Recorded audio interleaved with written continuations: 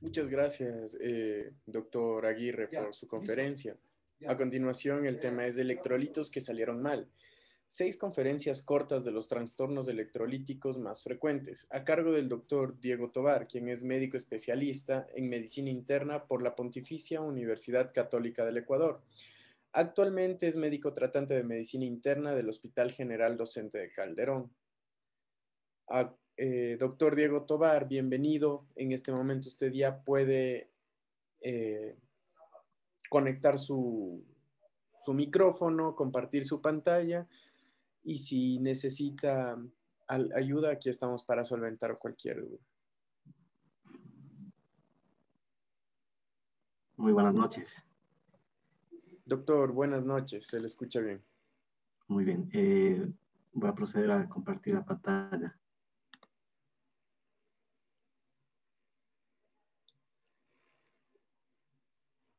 No sé si es que ahí sí ya se ve.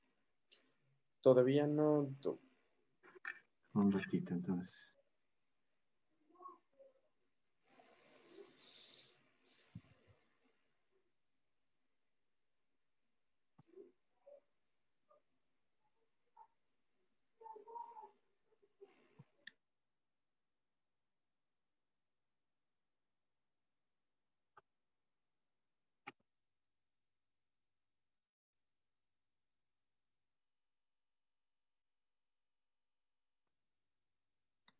En este momento ya tenemos la pantalla al 100% y podemos iniciar con la conferencia, doctor. Bienvenido. Muy buenas noches con todos. El día de hoy o esta noche vamos a presentar sobre todo el trastorno de electrolíticos que se nos da muy frecuentemente a nivel de lo que es la emergencia y en lo que es piso. Tenemos que tener en cuenta que el equilibrio hidroelectrolítico es es fundamental para conseguir una correcta homeostasis, pues regula lo que es la mayoría de las funciones orgánicas. Como les dije anteriormente, esto puede ser regulado sobre todo a nivel de lo que es el riñón y está siendo visto por especialistas como nefrología o endocrinología o inclusive medicina interna. Pero los pacientes van a acudir primeramente al servicio de urgencias, en donde hay una alteración física y emocional del paciente, como vamos a ver más posteriormente, en donde constituiría una causa importante de lo que se refiere a una morbilidad y también de una mortalidad. Una rápida valoración y un tratamiento precoz correcto son las claves para revertir esta situación, que podría ser potencialmente grave. En este sentido, lo que vamos a presentar son 6 conferencias cortas con respecto a electrolitos que, si bien es cierto, son los más frecuentes, a veces no se los toma muy bien en cuenta. El primer electrolito que hay que tener en cuenta es el sodio, ¿sí? Y dentro de lo que es el sodio, vamos a ver la causa o la morbilidad más común que puede venir, y esta es la hiponatremia. Se llama hiponatremia a una concentración sérica de sodio inferior a 135 mil equivalentes sobre litro. Básicamente, se va a deber debido a una retención de agua renal sobre todo y a un componente dilucional. Esto tiene que ver o está constituido por lo que es o regulado por lo que es la hormona antidiurética, que esta hormona antidiurética va a tener 2 mecanismos para regularizar lo que es la osmolaridad y lo que es la volemia. Gracias a estas dos situaciones, la hormona antidiurética va a permitir regular lo que es la concentración del sodio. Cabe recordar lo que es la osmolaridad, que es el número total de partículas osmóticamente activas por litro de la solución. Entonces, teniendo en cuenta esto, antes de ver los tipos de hiponatremias que se encuentra, vemos la clínica con la que el paciente puede venir al servicio de urgencias. Y esta va a depender sobre todo de 2 causas o 3 causas. La primera es la velocidad de instauración de la hiponatremia. Se puede dividir en 2. Una instauración aguda que normalmente es menos de 48 horas, que es la que puede producir síntomas, o una instauración de la hiponatremia crónica, que puede ser mayor de 48 horas y a veces suele ocurrir con poco o muy poca sintomatología y es un hallazgo más bien de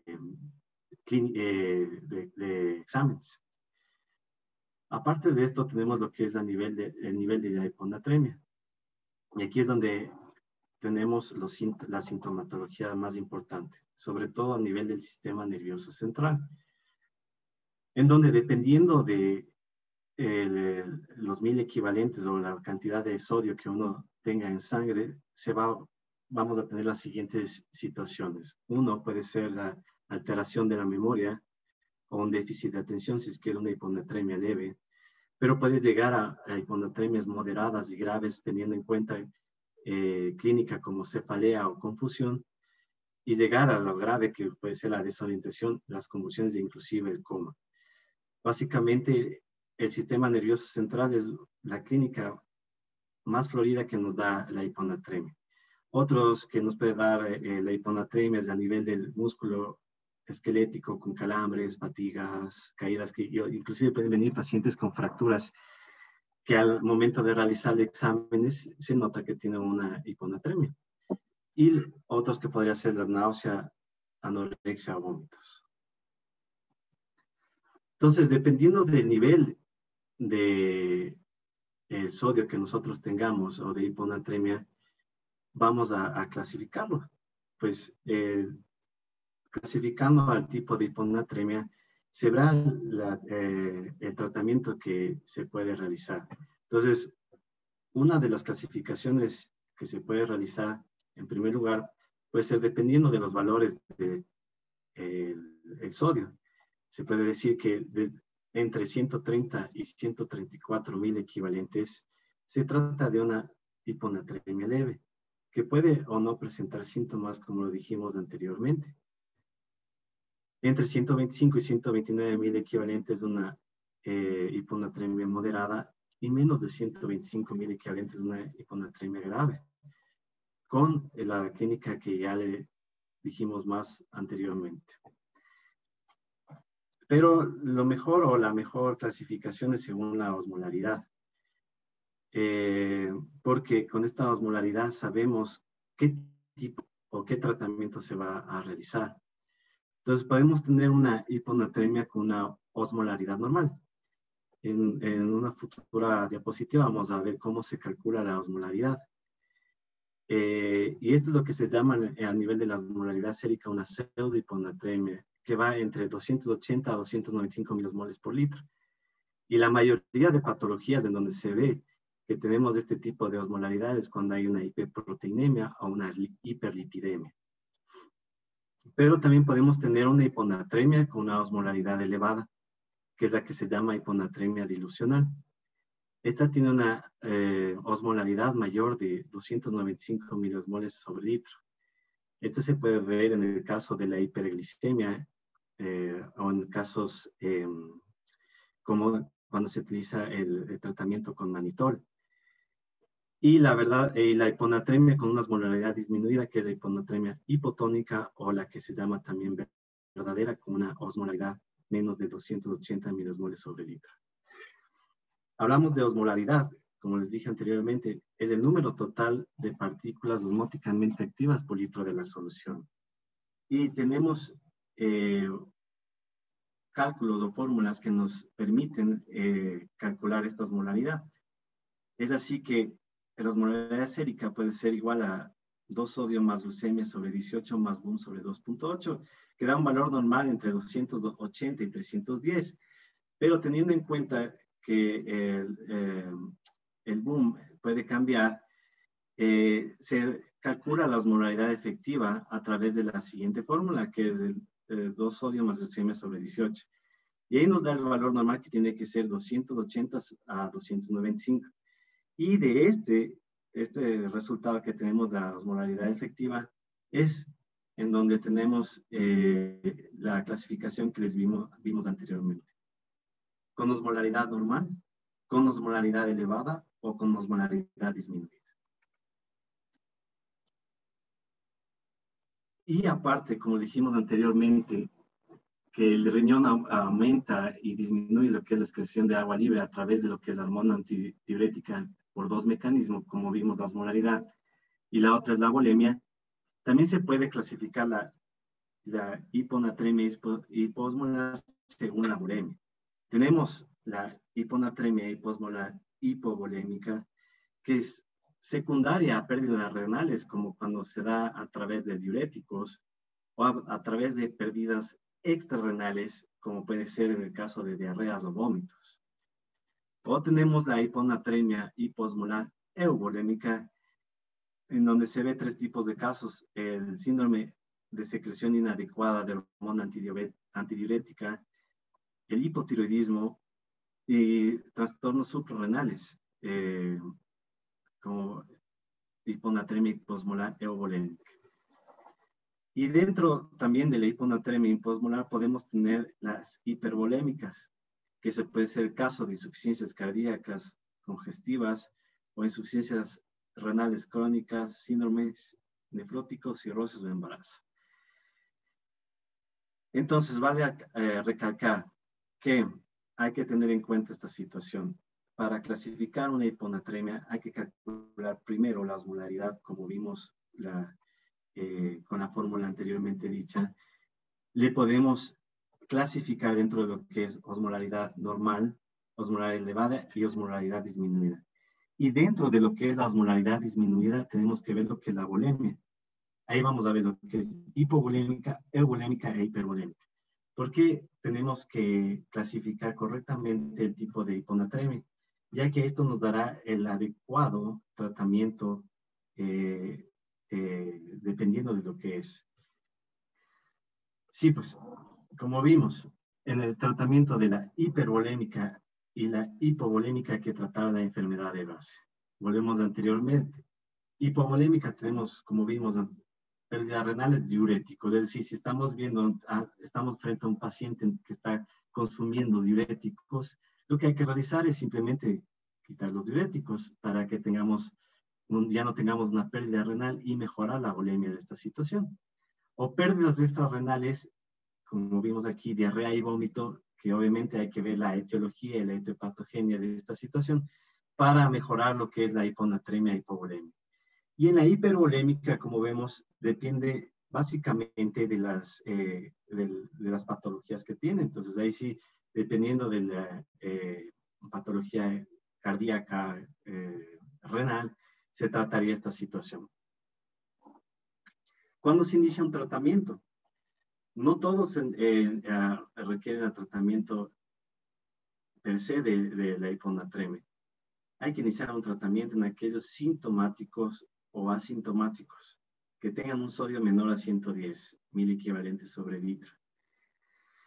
Es decir, aquí vamos a depender bastante de lo que es del laboratorio, ya que, y también de la clínica, obviamente, porque pueden venir pacientes totalmente asintomáticos, pero en la clínica, en los exámenes nos da un sodio menor de 110, entonces se trata de un sodio, de una hiponatremia crónica que debería ser tratada. O también podemos tener sintomáticos con obnubilación o con alteración del estado de conciencia, que tengan un sodio de 125 o menos de 120, en donde hay que iniciar tratamiento. Y hay que tener en cuenta esta situación que es muy importante. No aumentar más de 10 miliequivalentes por litro por día a lo que se regulariza o lo que se trata de corregir la hiponatremia. Ya que aumentar más de 12 miliequivalentes por litro da un riesgo de desmielinización osmótica del puente encefálico, que esta inclusive se puede dar desde 48 horas que se inicia el tratamiento para la hiponatremia hasta semanas luego de que se inició esta situación. Entonces, dependiendo de la sintomatología, dependiendo de la hiponatremia, vemos que podríamos tratar la hiponatremia leve, como les dije anteriormente, se podría hacer una dieta, si antes era hiposódica, se podría regularizar con sodio si es necesario, o si es que no hay contraindicación, dar cápsulas de sal hasta 20 gramos al día. O en todo caso, ya cuando vemos que se trata de una hiponatremia aguda, en donde se requiere, y no, donde se requiere un tratamiento ya específico, o sea, es decir, con un sodio menor de 110, hay que tratar con sueros o soluciones salinas hipertónicas. Pero recuerden que no hay que aumentar el sodio mayor de 10.000 equivalentes o más de 12.000 equivalentes por litro por el riesgo de desmilinización. Hay que tomar en cuenta que la solución salina o cada suero isotónico contiene 154.000 equivalentes de sodio y 154.000 equivalentes de cloro. Los litros, para calcular los litros de solución salina o suero isotónico que necesitamos, hay que ver según esta fórmula. 140 menos la anatremia del paciente por el área corporal total del paciente dividido para 154. El área corporal del paciente o total de un paciente es el peso por 0,6, 0,5 en varones de edad avanzada y mujeres y 0,45 en mujeres de edad avanzada. Estos 1.000 equivalentes se administran en no menos de 48 horas. Y aquí les he puesto un ejemplo. Tenemos un varón de 80 kilos con una anatremia de 120.000 equivalentes sobre litro, que es sintomática aguda. Entonces, ¿cómo calcularíamos los litros de solución salina que necesitaríamos? Ahí tenemos el ejemplo, por ejemplo, 140 que sería el sodio que deseamos menos la anatremia del paciente, por 80 que es el área corporal total del paciente, perdón, los kilos del paciente por 0,6 y para 154. Lo que nos da un déficit de 6,2 litros que necesitaríamos en este paciente administrar en no menos de 48 horas y vigilando siempre niveles de sodio con exámenes de laboratorio y obviamente viendo la clínica del paciente para no tener la complicación antes mencionadas. Se puede preparar también soluciones salinas hipertónicas al 3%, que puede ser con 500 mililitros de solución salina, más 60.000 equivalentes o mililitros de cloruro de potasio, de cloruro de sodio al 20%. Esta se puede administrar por vía periférica. Entonces, aquí tenemos un cuadro básicamente de cómo tenemos que enfrentarnos a una hiponatremia cuando un paciente llega al servicio de urgencias. Tenemos una valoración inicial, vamos a ver aquí, en donde se pide un hemograma con básicamente recuento y fórmula, con una bioquímica, glucosa, urea, creatinina, obviamente los electrolitos, si es posible los electrolitos en orina, porque esto nos van a permitir calcular también qué tipo de hiponatremia es. La osmolaridad plasmática y urinaria, si es que se tiene en los laboratorios, o en todo caso, poder calcular la osmolaridad plasmática según la fórmula que les presenté anteriormente. Y las pruebas complementarias que va a depender del tipo de paciente que uno tenga. Entonces, tenemos aquí que, por ejemplo, viene un paciente con un sodio menor de 115, con síntomas neurológicos que son los más floridos, se puede, si es obviamente positivo, se puede iniciar con furosemida o con suero hipertónico al 3%, como lo dije anteriormente, y ingresarlo hospitalariamente para ver y identificar por qué tuvo esta hiponatremia. O, por ejemplo, si tenemos un sodio mayor de 115, como les decía, hay que medir la osmolaridad plasmática, en donde teníamos los dos casos, la osmolaridad plasmática o pseudohiponatremia, que lo que vimos es debido a un aumento de lípidos o a proteínas, a una osmolaridad plasmática elevada o una hiponatremia dilucional que se puede dar en el caso de la hiperglicemia o la administración de sueros hipertónicos como es el manitol. Y obviamente hay que corregir estas patologías para que el sodio mejore. Y en todo caso, si es que se mide la osmolaridad plasmática y tenemos una osmolaridad plasmática baja, ahí tenemos lo que hablamos anteriormente. Si tenemos mayor de 100 miliequivalentes por kilo o miliosmoles por kilo, tenemos que ver la volemia. Puede ser una hipovolémica, una euvolémica o una hipervolémica. En la hipovolémica, como podemos ver, ahí podemos medir lo que es el sodio urinario, en donde se puede calcular si es que es menor de 20 mil equivalentes por litro. El cálculo de déficit de sodio, como le vimos anteriormente con esa fórmula, dar solución salina y tratar la causa, que es básicamente extrarrenal. O en el otro caso, como vemos aquí, si es que el sodio urinario está mayor de 20, se puede calcular el cálculo del déficit de sodio con una causa renal del mismo y tratar la causa de esta situación. Con la hiponatremia hiposmolar hipervolémica, al medir el sodio en orina, también podemos medir lo que es el sodio menos de 20 mil equivalentes, el sodio más de 20 mil equivalentes, y asimismo tratar lo que es la parte renal y la parte no renal. Y la hiponatremia hiposmolar euvolémica, básicamente aquí es lo que vimos las tres patologías que puede ser el síndrome de inadecuada secreción de hormona antidiurética, hipotiroidismo o daños suprarrenales. Y aquí hay que obviamente ingresar al paciente. Bueno, en los tres casos hay que ingresar al paciente para ver su función, evolución y causa subyacente. Entonces, en resumidas cuentas, ¿qué es lo que hay que hacer cuando tenemos una hiponatremia? Primero, ver si es que es una hiponatremia aguda o crónica. Sí, porque dependiendo obviamente de la clínica y de los valores que nos dan de sodio, se tratará esta situación. Luego de esto, hay que ver y tratar o calcular la osmolaridad plasmática, ¿sí? Dependiendo de la osmolaridad plasmática, vamos a ver si es que son hiponatremias, pseudo-hiponatremias o hiponatremias con la osmolaridad plasmática elevada o una hiponatremia dilucional. Y en este caso hay que tratar las patologías que se dan.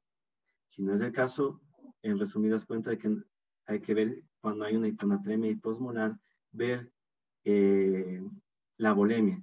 Si es que esta es baja, si es que esta es euvolémica o es hipervolémica, porque dependiendo de obviamente si es hipovolémica, el tratamiento va a ser el cálculo del déficit de sodio, como le vimos anteriormente, con las soluciones hipertónicas que se pueden realizar. O si es que es hipervolémica, se puede dar diuréticos o obviamente calculando la cantidad de sodio que uno tiene. Y la euvolémica, que básicamente dependerá de la clínica y del sodio que el paciente puede tener. Como lo digo y lo recalco, lo más importante aquí, aparte de corregir el sodio y ver los niveles de sodio controlándolos, como la clínica y con los exámenes de laboratorio que se tienen que hacer por lo menos cada 6 horas de sodio, no subir el sodio muy rápido, porque puede tener un riesgo de osmolaridad, el riesgo que tenemos que puede ser luego de 48 horas o semanas después de hacerlo del sodio, de regularizar el sodio, tener esta complicación que es fatal. Y viendo desde el otro punto de vista, que es menos común, pero dentro de los trastornos electrolíticos, la hipernatremia también es básicamente un trastorno electrolítico que si viene con bastante seguido al área de emergencia, tenemos que tomar en cuenta, o sea, primero una definición clara de lo que es la hipernatremia, una concentración sérica de sodio mayor de 145 milimoles o miliequivalentes por litro, con una osmolaridad plasmática mayor de 290 miliosmoles por kilo.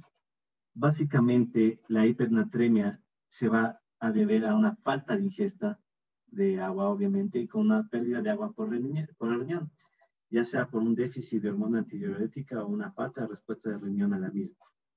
Al igual que va a haber una pérdida de agua extrarrenal. Es así que hay que clasificarle también a la hipernatremia. Básicamente va a ser como la hiponatremia, vamos a tener agudas y crónicas. y además vamos a tener leves, moderadas o graves, como lo vemos a continuación. Tenemos, por ejemplo, hipernatremias agudas, que son instalación menos de 48 horas, en donde también vamos a tener una clínica fluida, sobre todo a nivel del sistema nervioso central, en donde vamos a ver inquietud, irritabilidad y letargia del paciente, en donde si se deja evolucionar, cuando es mayor de 160.000 equivalentes, puede llegar a las convulsiones y coma. O una hipernatremia crónica, en donde se da una instalación mayor de 48 horas con una hiperreflexia, temblor, espasticidad, menos agresiva obviamente que la hipernatremia aguda, y la hipernatremia grave, que obviamente es mayor de 160.000 equivalentes, en donde puede haber una focalidad neurológica secundaria a una hemorragia cerebral. Aquí hay que recalcar que como hay una pérdida de agua por el riñón y una falta de ingesta, va a haber un edema a nivel de la célula, por lo que al tener una hipernatremia mucho más grave, puede haber una hemorragia cerebral. Entonces, aquí volvemos nuevamente a lo que es la etiología. Básicamente son pequeñas patologías que se puede ver dependiendo de la pérdida de agua neta, es decir, si es que son hipovolémicas o isovolémicas. Aquí puede haber una pérdida de agua neta, de agua pura, por pérdidas insensibles o diabetes insípida o hipodipsia, o cuando hay una pérdida de agua por fluido hipotónico. Es decir, hay pérdidas renales con una fracción o con una excreción de sodio mayor de 20.000 equivalentes que se puede dar cuando hay diuréticos de asa o diuréticos osmóticos, o pérdidas extrarrenales con un sodio urinario menos de 10.000 equivalentes sobre litros. Esto se puede dar por trastornos gastrointestinales, como pueden ser vómitos, diarreas, o por pérdidas extrarrenales cutáneas como una sudoración y quemaduras.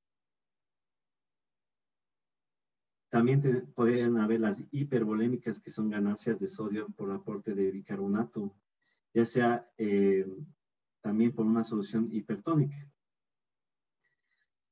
O tal vez por el casi ahogamiento, que se llama también del agua salada. Básicamente, las hipernatremias o las personas que son más susceptibles a padecer este trastorno son los pacientes adultos mayores o los infantes o pacientes con desórdenes mentales o alguna patología psiquiátrica. Entonces, aquí volvemos nuevamente y catalogizamos al paciente según el tipo de hipernatremia que tiene. Si es una hipernatremia isovolémica, solo hacemos reposición de agua libre. Obviamente, si es que se cuenta con la vía oral para realizar esta reposición de agua libre. O en caso de hipernatremia hipovolémica, se realiza hidratación con soluciones isotónicas, que ya vamos a ver más adelante cuál puede ser esta solución isotónica. En el paciente en donde hay una hipervolemia, se recomienda una restricción hídrica y diuréticos de asa. Se inicia obviamente el tratamiento en aquellos con síntomas o asintomáticos con un sodio de mayor de 160.000 equivalentes para evitar las complicaciones que se puede dar por un sodio extremadamente elevado. Entonces, aquí hay que calcular el déficit de lo que es el agua libre en litros. Volvemos a la fórmula en donde se calcula el área corporal total, que es el peso por 0,6, por el sodio actual sobre el sodio deseado menos 1. Entonces, aquí tenemos que tener en cuenta, antes de seguir en esta situación, que hay que sumar las pérdidas insensibles y administrar el 50% de total, es decir, el déficit más las pérdidas de 24 horas, que se repone, el resto se repone en 48 y 72 horas. Entonces, haciendo este cálculo, vamos a tener lo que es el déficit de agua y cuánto se requeriría para bajar el sodio al sodio más o menos adecuado. Debemos tener en cuenta, obviamente, la clínica y seguir midiendo la cantidad de sodio a través del laboratorio por lo que es cada 6 horas para ver esta situación. Más claramente se va a ver en un gráfico que les voy a dar posteriormente, aquí, justamente. Aquí estamos con una hipernatremia, donde el sodio es mayor de 145, con una osmolaridad plasmática mayor de 295. Entonces, la vamos a catalogar y vamos obviamente a pedir los exámenes que se han pedido anteriormente, como es una biometría hemática, una bioquímica, los electrolitos en orina y osmolaridad plasmática en orina si se puede realizar. Y aquí la vamos a catalogar en hipernatremia hipovolémica, euvolémica e hipervolémica.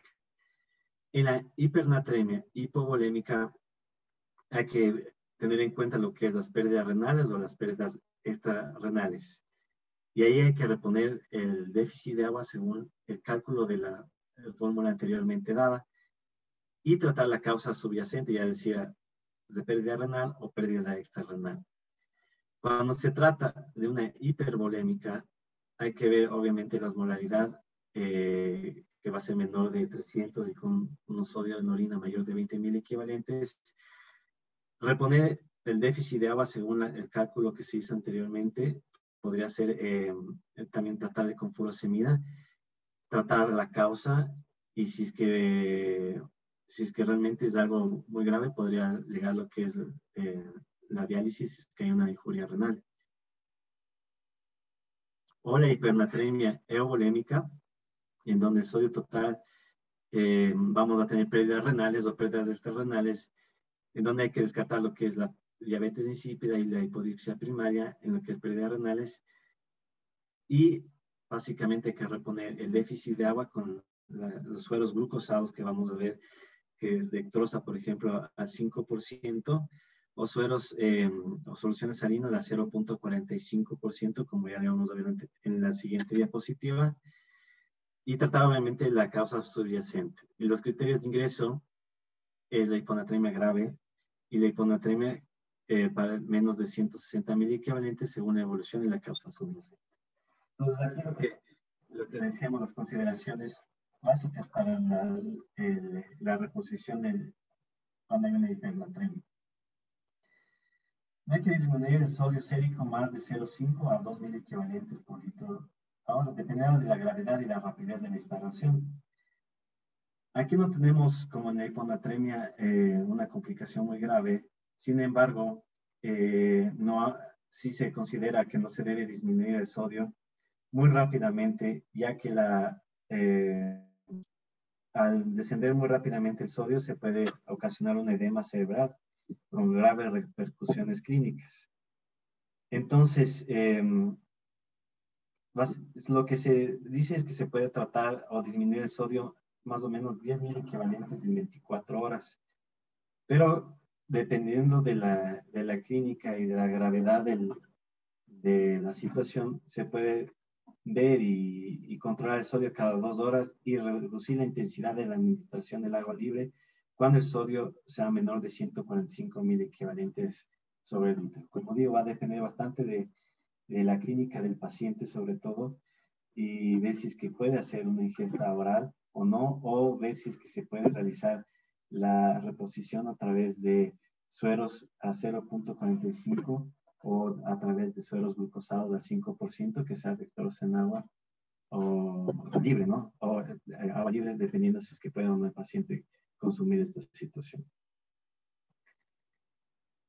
En conclusión o en resumen sobre la hipernatremia, hay que también ver lo que es hipovolémica, euvolémica e hipervolémica y ver si es que se trata la causa o la patología subyacente. En este sentido, hay que ver también y calcular lo que es el déficit de agua que vimos con la fórmula anteriormente dicha, para no disminuir mucho el sodio y con sus respectivas exámenes ver el tipo de anatremia que es.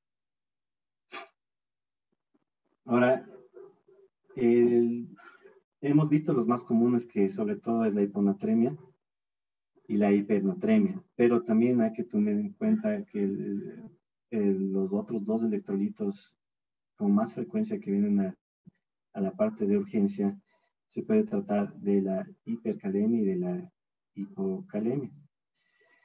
Dentro de lo que es la hipocalemia, como lo vemos, aparece en más del 20% de pacientes hospitalizados y básicamente en el 10 a 40% de tratados con tiazidas. Los síntomas son raros, salvo en concentraciones plasmáticas de menos de 2.5 miliequivalentes sobre litro. Hay que recordar que el potasio, al ser un catión básicamente de predominio intracelular, los niveles séricos del potasio van a ser orientativos para el déficit del mismo. Entonces, tenemos esta situación que por cada disminución de un miliequivalente en potasio sérico, las reservas de potasio habrán disminuido entre 200 y 400 miliequivalentes, por lo que le dijimos anteriormente. Entonces, podemos tener una clasificación, aquí es un poquito más simple, ya que no se trata de aguda o crónica, sino que aquí podríamos tratarle según el nivel de potasio. Se puede decir que se trata de una hipopotasemia leve cuando estamos en niveles de potasio de 3 a 3.5 milicavalentes sobre litro, o una moderada de 2.5 a 2.9 milicavalentes sobre litro, y una grave cuando es menor de 2.5 milicavalentes sobre litro. La clínica básicamente, vamos a ver, la clínica no va a ser muy florida. Esta se va a dar sobre todo dependiendo de la historia con la que venga el paciente, ya que como vamos a ver, la etiología se va a dar dependiendo del desplazamiento del potasio del medio extracelular al intracelular. Entonces, vamos a tener, puede ser por beta agonistas inhalados, que tienen un efecto ligero a dosis terapéuticas, pero sí, se ha visto que los beta agonistas inhalados, por ejemplo, el salbutamol, puede presentar un efecto ligero de hipocalemia. O la alcalosis, en donde se ve un aumento de 0.1 unidades del pH que desciende 0.6 miliequivalentes sobre litro de potasio. Y aquí tenemos lo que es las pérdidas, que pueden ser pérdidas renales por un hiperaldosteronismo o el uso de diuréticos, o pérdidas digestivas, como podemos ver en vómitos o en diarreas secretoras, o en abuso de laxantes o en drenaje de ileostomías. O cutáneas, que pueden darse por quemaduras extensas, sudoración profusa o úlceras. Entonces, hay que ver, como les he puesto aquí, las repercusiones se van a dar sobre todo a nivel de lo que es el corazón, porque el potasio va a verse involucrado en lo que es excitabilidad de los tejidos, ya sea sobre todo cardíaco, músculo esquelético, músculo liso. Y la hipocalemia nos va a dar aplanamiento de onda T en el electrocardiograma o aparición de ondas U. Y dependiendo de eso, obviamente, las leves, moderadas y graves se tratarán de diferente manera. Por ejemplo, la hipocalemia leve o inclusive hasta moderada, dependiendo del estado del paciente y si hay una buena tolerancia oral, se puede dar un tratamiento oral con soluciones de potasio. Pero si la hipocalemia es muy grave, básicamente lo que se recomienda es dar 40 miliquivalentes de cloruro de potasio en 500 cc de solución salina a pasar en 2 horas y posteriormente administrar lo que es 120 miliquivalentes de 24 horas repartidos según los sueros tratados. La dilución no debe superar entre los 30 miliquivalentes en 500 cc de solución salina y no superar la velocidad de infusión a 20 miliquivalentes por hora, ya que aumentando la infusión puede haber daño a nivel de lo que es las vías periféricas que uno tiene. Y cuando la hipocalemia es muy grave, inclusive se necesita la utilización de vía central para reponer esta situación del potasio.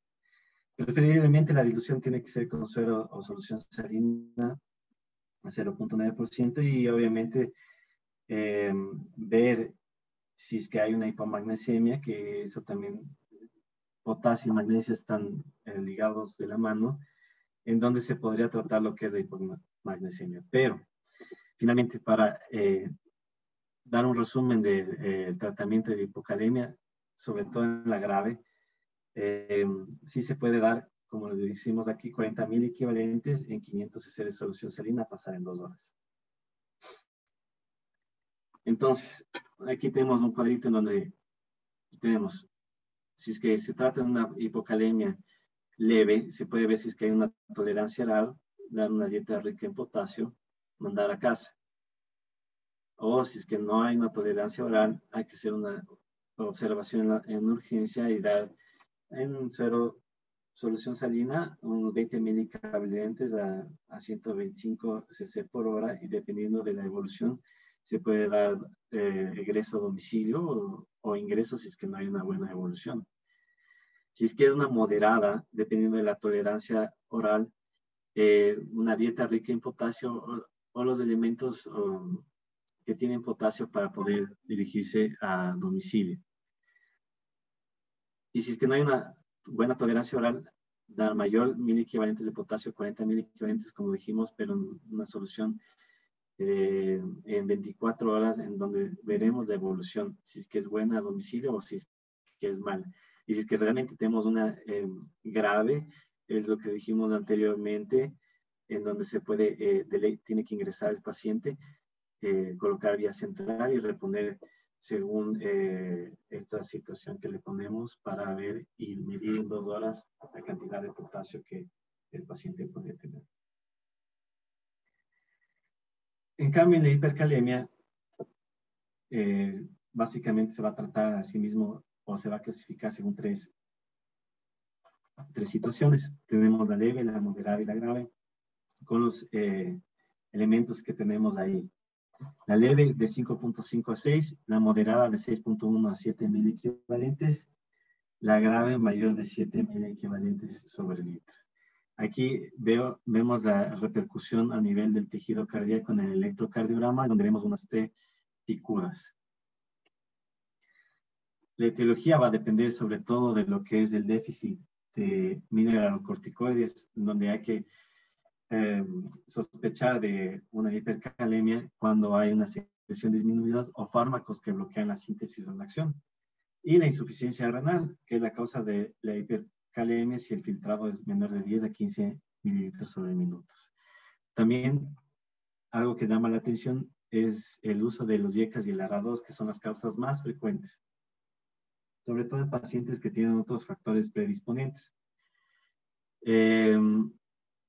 Pero también hay que ver si es que se trata de una pseudohiperpotasemia, que hay procesos que elevan el potasio de manera falsa por la salida de lo que es el potasio a nivel del espacio extracelular, y otros que puede ser el déficit de secreción tubular, las quemaduras, la radiomielitis.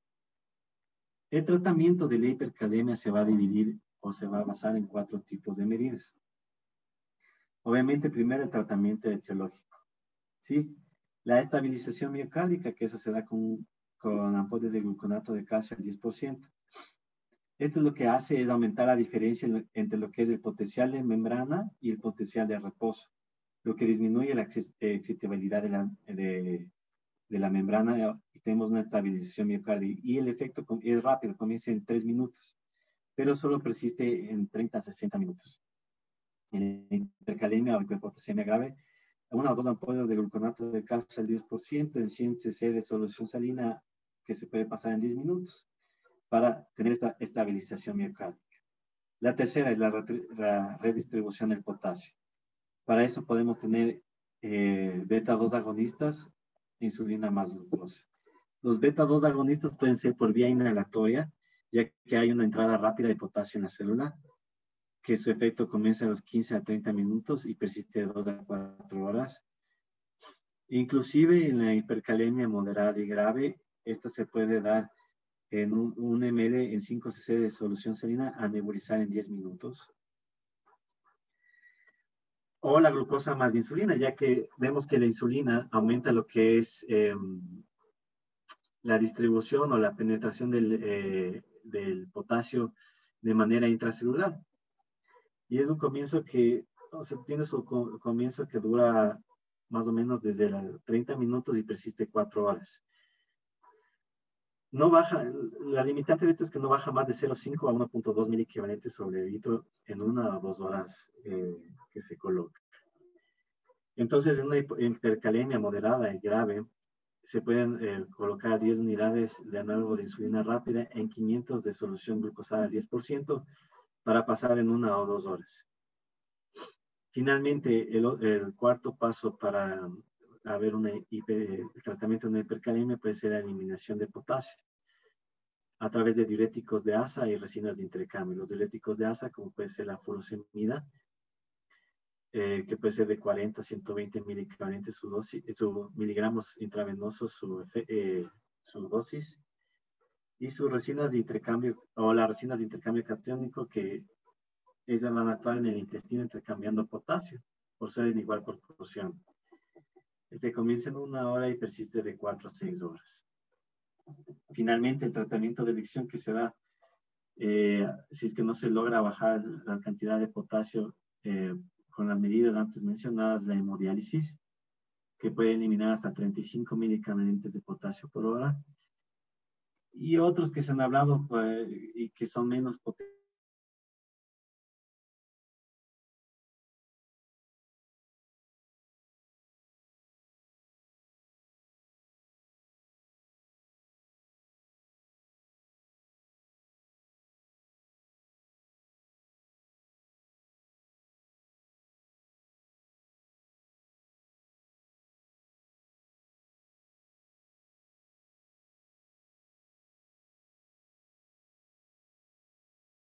Una hipocalemia leve, se puede hacer una restricción de potasio en la dieta, o si es que es una moderada, puede de 6,5 a 7,5, dependiendo, se puede hacer la restricción como dijimos anteriormente, y también dar las soluciones con insulina rápida para ver cómo es la evolución, y la grave, que puede requerir hemodiálisis, o las 4 pilares que vimos anteriormente, como puede ser el gluconato de calcio, el salbutamol, lo que son las resinas de intercambio, o el uso de diuréticos como puede ser la furosemida. Todo esto obviamente va a depender del tipo de paciente que uno se tiene.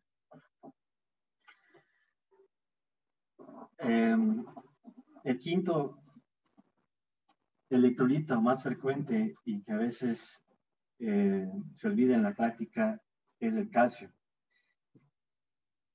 Dentro de lo que es el calcio, tenemos que recordar que sirve este electrolito para la excitabilidad neuromuscular, la estabilización de membranas, también para la inmunidad. Y a veces el paciente puede venir con una clínica que uno no puede pensar que se trate de una hipocalcemia o una hipercalcemia. Dentro de lo que es la hipocalcemia, hay que tener en cuenta que la causa más frecuente es la hipoalbuminemia. Porque el calcio está bien ligado a lo que significa lo que es obviamente la hipoalbuminemia, lo que es la excreción de otros tipos de hormonas, como es la paratormona o el déficit de vitamina D, o inclusive por, como vamos a ver después, por etiologías diferentes de estos. Entonces, según el mecanismo fisiopatológico, como les decía, se puede dividir según una PTH o una paratormona descendida, una paratormona elevada con un déficit de vitamina D, un depósito extravascular de calcio como es la hiperfosfatemia, o patologías graves como son las sepsis o encamaduras graves. Además, se ha visto en lo que es la politransfusión de sangre, ya que el citrato usado como anticoagulante es un quelante del calcio, Lo que baja de aquí, el calcio total es normal, pero baja el iónico, y la alteración metabolismo en el metabolismo del magnesio, con una hipermagnesemia grave y sobre todo hipomagnesemia. La clínica va a depender del valor del calcio iónico y de la velocidad de instalación.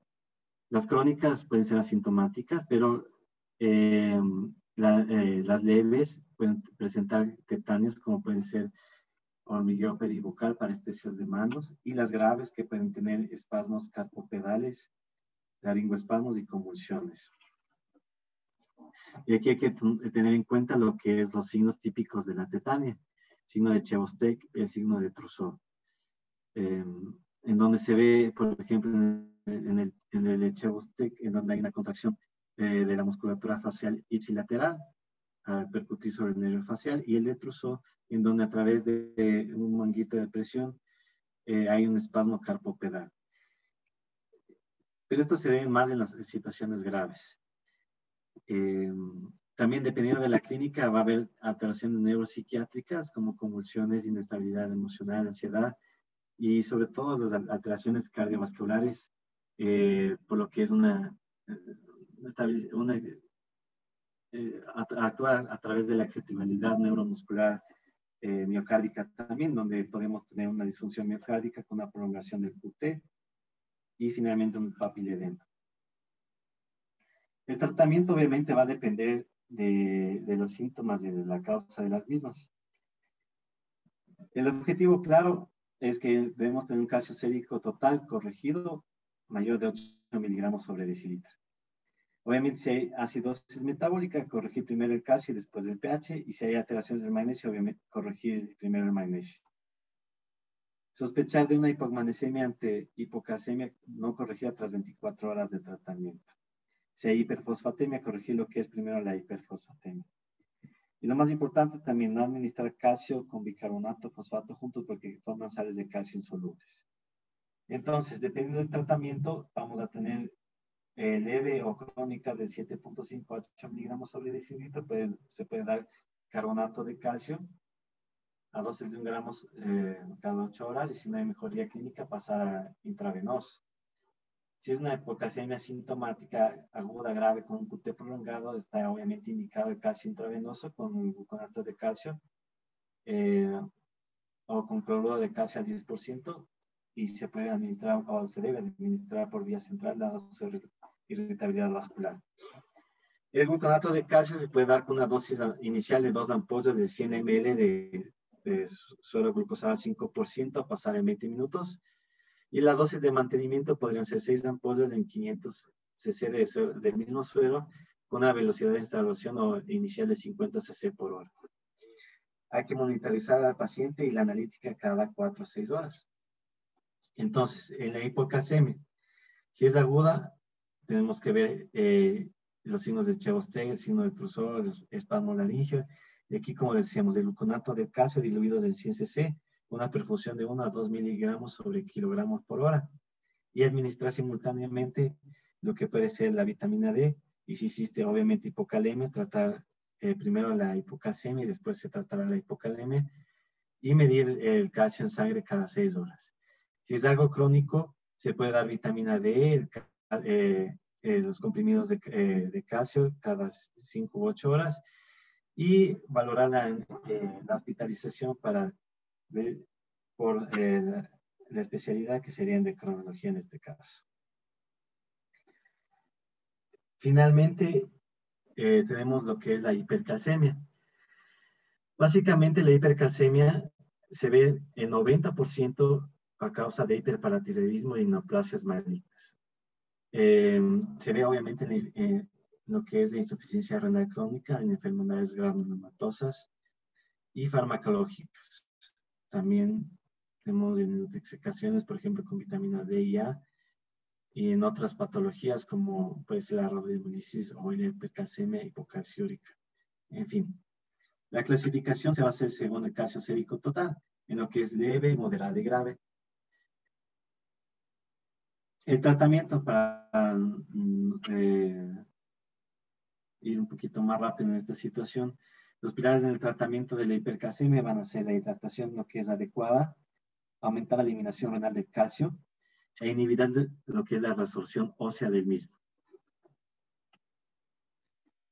En hipercalcemia leve mayor de 10.5 no se requiere tratamiento inmediato. La hidratación debe ser correcta, como vimos anteriormente, y tratar la enfermedad de base. En la hipercalcemia moderada, ya sea crónica o asintomática, es igual que la hipercalcemia leve. Y en la aguda o sintomática hay que hacer una hidratación, sobre todo una hiperhidratación para que en las primeras horas se pueda conseguir una diuresis entre 100 y 150 cc por hora. Además, la utilización de furosemida solo si es un caso de insuficiencia renal o cardíaca. Y los bisfosfonatos, calcitonina y glucocorticoides, dependiendo obviamente del tipo de paciente o de la clínica que presente este paciente. Y en la hipercalcemia grave, básicamente es un tratamiento que se debe dar primero con una buena monitorización. Hay que hidratar al paciente y tener una buena diuresis del mismo.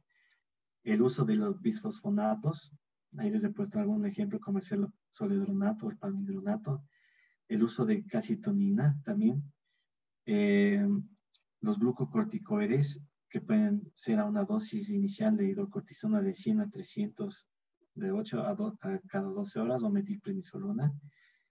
Y la hemodiálisis, obviamente, siempre que el paciente presente una estabilidad hemodinámica. Entonces, en la hipercalcemia hay que ver la cantidad de calcio, obviamente, y hay que tratarla como si fuera una aguda o una crónica. Si se trata de una aguda, la rehidratación, como vimos anteriormente, ver si es que se utilizan los bisfosfonatos, los corticoides y ver la respuesta. Obviamente, si no hay una buena respuesta, valorar lo que es la diálisis. Y si es que es algo crónico, tratar la causa que se le está provocando esta situación. Y ve el ingreso a la unidad de hospitalización, ya sea para que sea endocrinología, oncología o según la causa y la situación clínica que tenga el paciente. Entonces, en esta exposición he tratado de dar los electrolitos más importantes que se pueden presentar como patología aguda o grave o crónica dentro de lo que es en la parte de urgencias. Hay otros tipos de desequilibrios electrolíticos, como puede ser el fósforo, que también forma parte de esta situación, pero estos 6 electrolitos son los más importantes que hay que tener en cuenta cuando valoramos a un paciente. Eso sería todo. Muchas gracias, doctor Tovar, por su participación en nuestro congreso. Le agradecemos de antemano por la charla bastante completa con respecto al manejo de los electrolitos. Tenemos una pregunta con respecto a los pacientes quemados. En la hiponatremia en estos pacientes quemados, ¿existe una utilidad la fórmula de Adrogué-Matías? En los pacientes quemados es otro tipo de patología en donde la fórmula de Adrogué nos va a servir bastante. Porque obviamente aquí no podemos medir lo que la cantidad de sodio deseado que uno desearía tener. Entonces, con la fórmula de Adrogué nos va a ayudar para medir exactamente el nivel de sodio que uno quisiera tener el paciente. Listo. Y solamente una pregunta adicional, un poco al respecto de las dudas que surgen en la emergencia. El valor o la utilidad de la gasometría para medir estos gases de los que hemos comentado, pues estos electrolitos de que hemos hablado el día de hoy, versus los electrolitos séricos, ¿alguna consideración importante?